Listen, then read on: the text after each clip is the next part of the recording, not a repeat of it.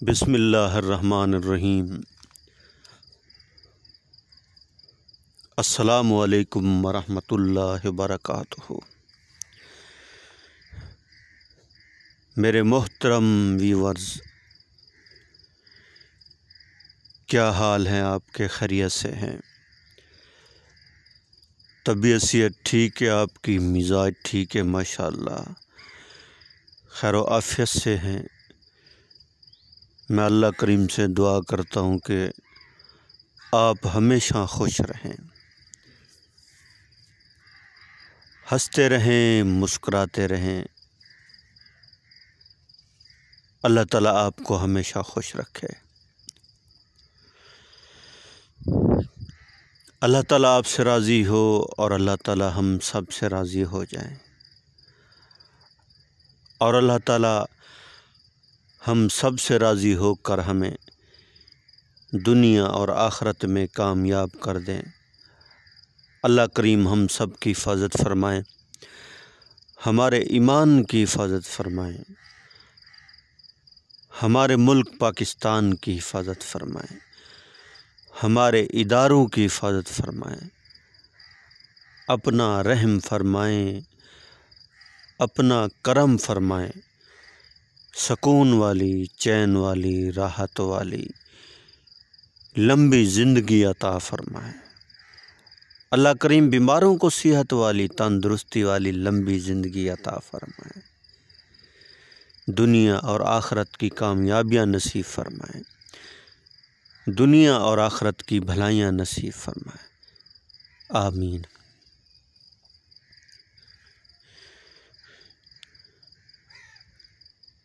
الحمدللہ رب العالمین۔ تمام تعریف اس پروردگار کی جس نے یہ ساری کائنات بنائی، زمین بنائی، آسمان بنایا، چاند بنایا، سورج بنایا، ستارے بنائے، ساری مخلوق کو پیدا کیا اللہ نے۔ سبحان اللہ۔ اللہ کریم کا بڑا احسان ہے کہ اس کریم ذات نے صبح کی نماز باجماعت ادا کرنے کی توفیق عطا فرمائی۔ جتنا بھی ہم اللہ کا شکر ادا کریں کم ہے۔ کتنے انسان ہیں جو ابھی تک سو رہے ہیں، نماز نہیں پڑھی، اور وہ لوگ خوش نصیب ہیں جن لوگوں کو اللہ نے نیند سے بیدار کیا اور اپنے گھر میں آنے کی توفیق عطا فرمائی۔ اللہ اکبر۔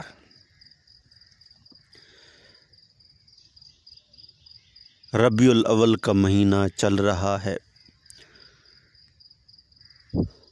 بہت ہی مبارک مہینہ ہے۔ یہ وہ مہینہ ہے، اس مہینے کے اندر سرور کونین سید الانبیاء حضرت محمد صلی اللہ تعالیٰ علیہ وسلم کی ولادت باسعادت ہوئی، اور اسی مہینے کے اندر جناب رسول اللہ صلی اللہ تعالیٰ علیہ وسلم کا وصال مبارک بھی ہوا۔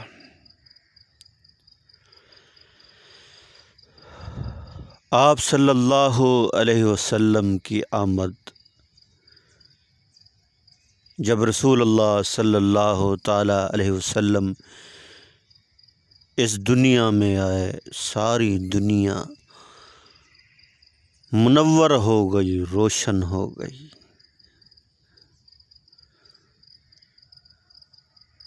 سبحان اللہ۔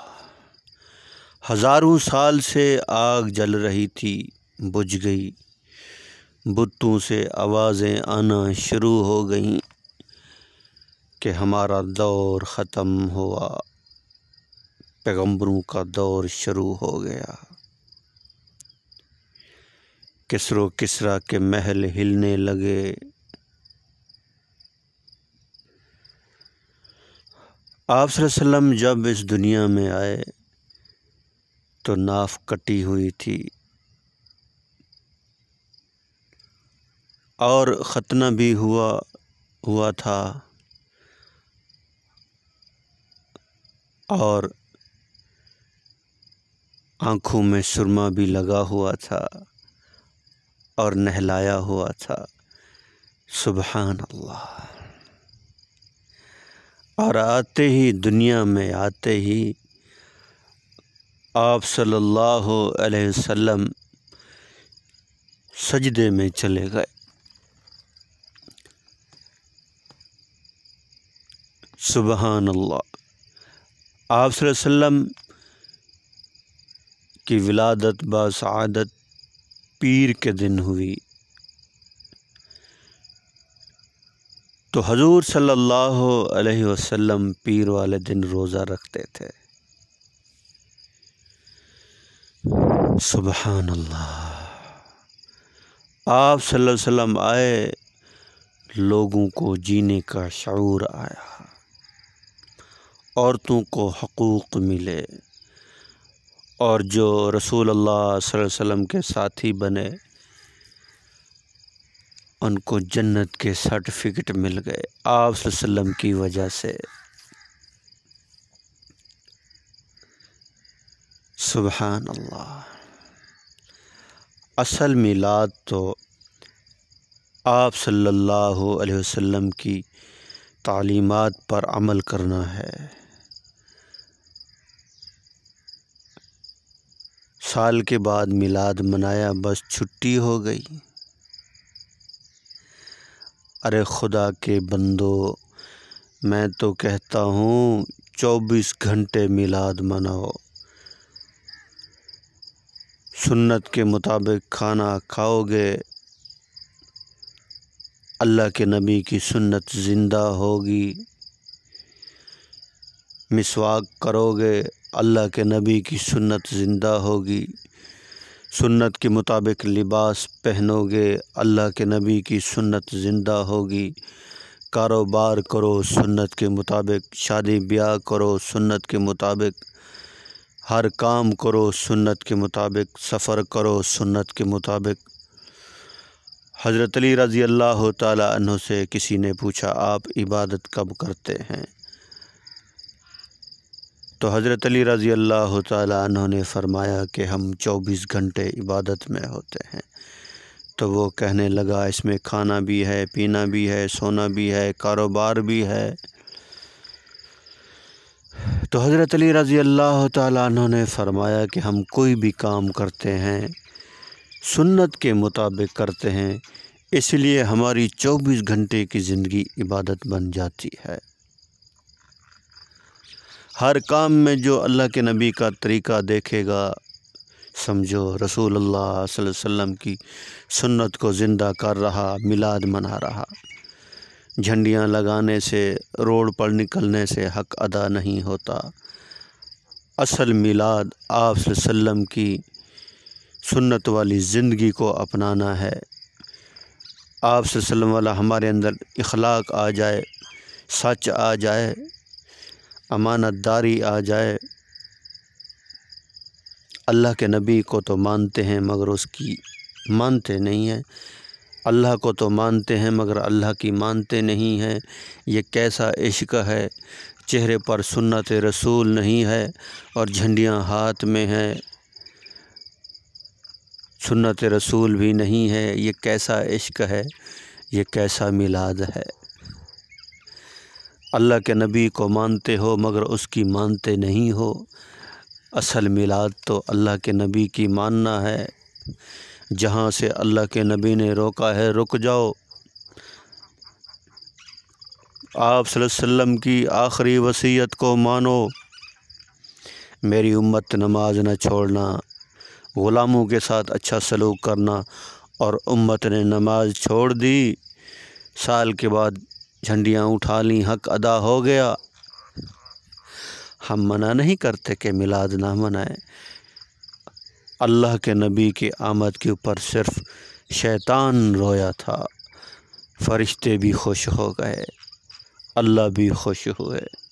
سبحان اللہ، اللہ نے حکم بھی جاری فرما دیا، ان اللہ و ملائکتہ یصلون علی النبی یا ایھا الذین آمنوا صلوا علیہ وسلموا تسلیما۔